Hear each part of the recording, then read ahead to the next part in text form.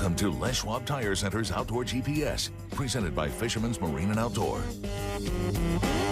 Good morning, everyone. I'm Owen Hayes. You're watching Outdoor GPS, of course, brought to you by Fisherman's Marine and, of course, our title sponsor, Les Schwab Tire Centers. Today is August 26th. If you are not just absolutely beside yourself here in Oregon, Washington, I'm not sure about your dates exactly, but if you're in Oregon where I'm at and you're not just losing your mind, you need to check your pulse. Seriously. We got elk season that starts in a week, let alone all the other seasons as well on September 1.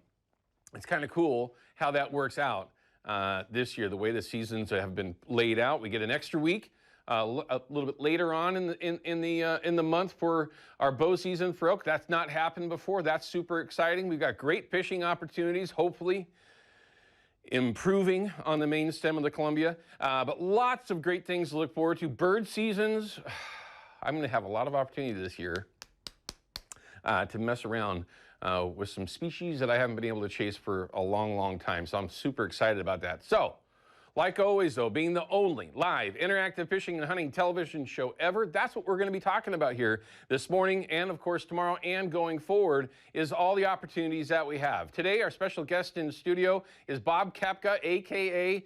Bugling Bob. Okay, we've had him in here several times over the years for a number of different reasons, but obviously always talking about bow hunting.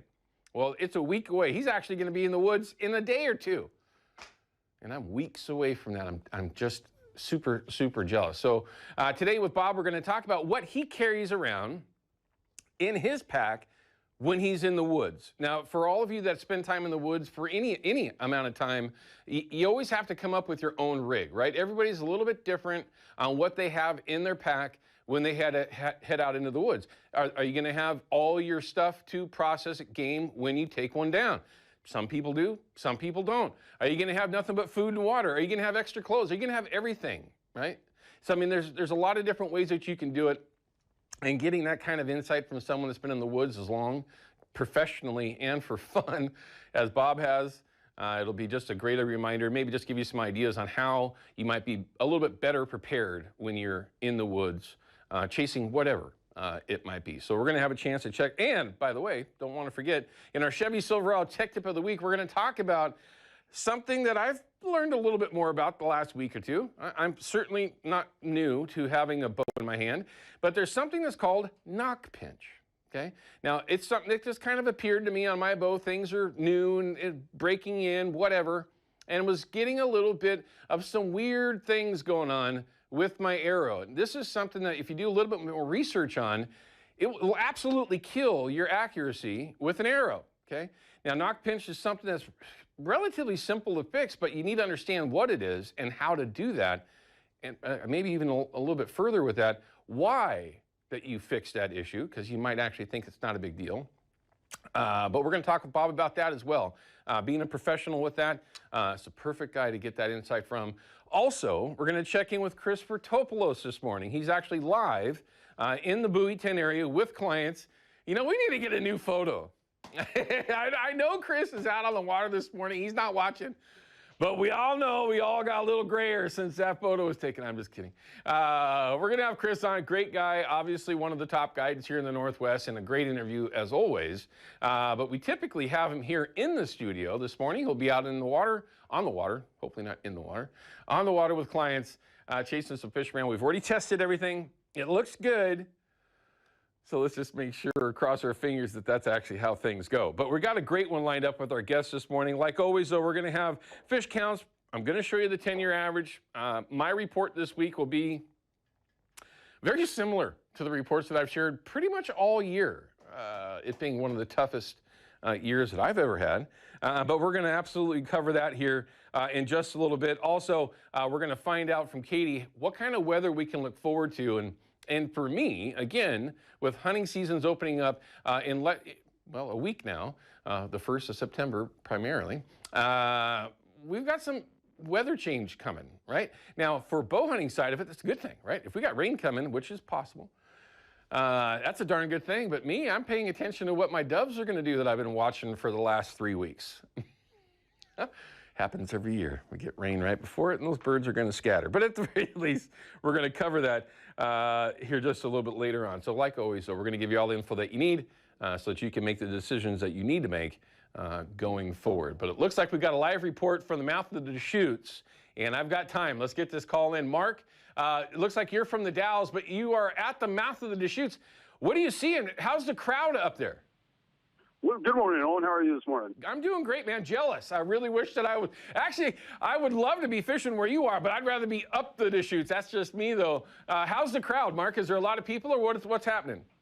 Absolutely. It is a busy morning, so I'd say I'm here with about 100 or so of my closest friends, and we're all just doing the same thing, looks like. Yes. So we're trolling 360s and spinners. We got a prawn spinner on, and it has been a tough morning, though. I can tell you that.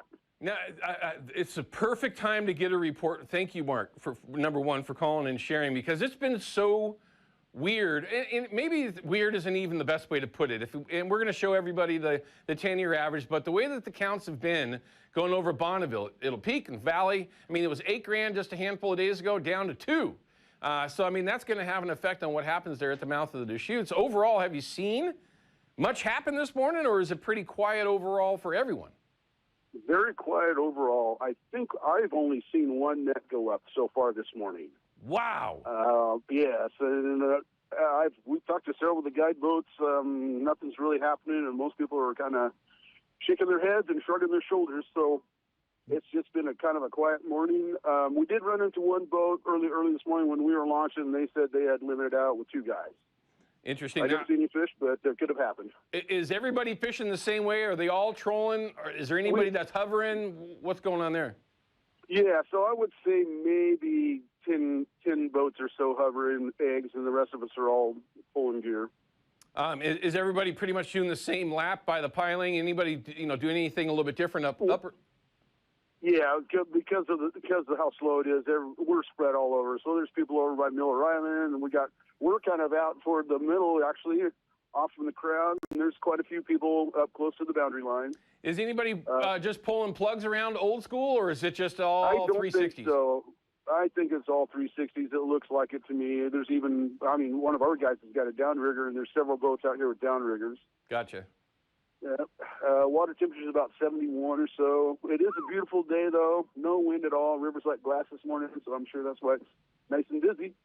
Well, you never know. That might be what you need. Maybe you need, typically we're going to say, thank goodness there's not too much wind, but you never know. Sometimes that wind will help you get a bite going up in that area. You just never know. Well, that's what I called, too. I was hoping maybe he'd bring us a little luck. Say that again, Mark? I'm sorry. I said that's why I called also, because I was hoping you might bring us a little luck. Yeah, there you go. Yeah, sometimes it works out that way. Sometimes it does. Not always, I know. Well, Mark, okay, last question for you. It is slow. Apparently this morning, everyone, for Mark, he is live there at the mouth of the Deschutes. What's your plan, Mark? Are you going to stick it out doing the same thing? Are you going to wait for it? It's not like he's got to wait for tides up there, everyone, which is kind of nice. But are you going to wait for anything in particular, or what's your plan? No, nothing. I mean, really, I don't think there's anything in particular that's going to happen other than, the sun going over us. But I'm thinking we're just going to grind it out. Very good. Mark, thanks for the phone call, the real-time report from the mouth of the Deschutes. We appreciate it. Good luck. And it doesn't matter if we're not on the air anymore. We're still good luck. We're still good luck. Mark, thanks for calling. We appreciate it. Lots of ways to go after fish up in that area. And I'm not a huge fan of hover fishing because typically you've got to have the best eggs, right? At least that's in my mind. But I was over at Edge this week for the first time to check out how they build some rods. And Gary Loomis himself said, you need to take this hover rod. And that's exactly what this is. For a 1 to 2 ounce hover rod, it weighs less than this reel does. And this is the Max Toro, the Toro DLC from Abu Garcia, which is just a tiny little line counter, which is what you want for hover fishing. It weighs less than this reel. It's just the most amazing thing. So it's kind of convenient. Talk a little bit about hover fishing. Maybe we can get Hambly in here. Talk a little bit about that here going forward. Anyway, all right, we're going to cut to a quick break. When we come back, we're going to, oh, wait, no, hold on. I've got photos. Let's get through the photos real quick. Excuse me. I'm getting ahead of myself. Everyone takes the time to send them in, so we are not going to forget to show them. Look at the size of that walleye. Now, my boat, that one would have gone swimming, but that doesn't mean that's what it had to happen. Oh, okay. Catch and release. Here we go. Mike, thanks for sending that in. What a dandy. Looks like sundown, and that's typically the perfect time to catch some nice walleye. Oh, that's a bunch of tacos right there. Oh, here you go. Ready for bow season. Christina, thanks for sending in. Yes, you had better be doing the same thing. We're going to talk a little bit about that with Bugle and Bob here in a little bit. But that's right. Get your form right. Get everything right. If the animal gives you the opportunity, don't mess it up. Jackson's Big Catfish. Yes, it is. And there is a ton of tacos there as well. Arguably my favorite taco meat ever. Catfish. Fantastic. Another one looks like a smallmouth case. Lackamute River? I have not heard of that. I've been doing this a long time. Great photo, though. You're always cheating, though, when you got the kids on there. You always know you're going to get in. If you got the kid, and here's the perfect segue to that. Here's a buddy of mine. That's Matt Salee and his daughter. They're actually up on the Deschutes. Perfect timing. We were just talking about that. That's where I would love to be if I was in that area, chasing that exact same thing. Very, very cool. Stacy, thank you for sending this one in. Beautiful Chinook. Looks like the Buoyton area. It is, Astoria. Sometimes it's good to read.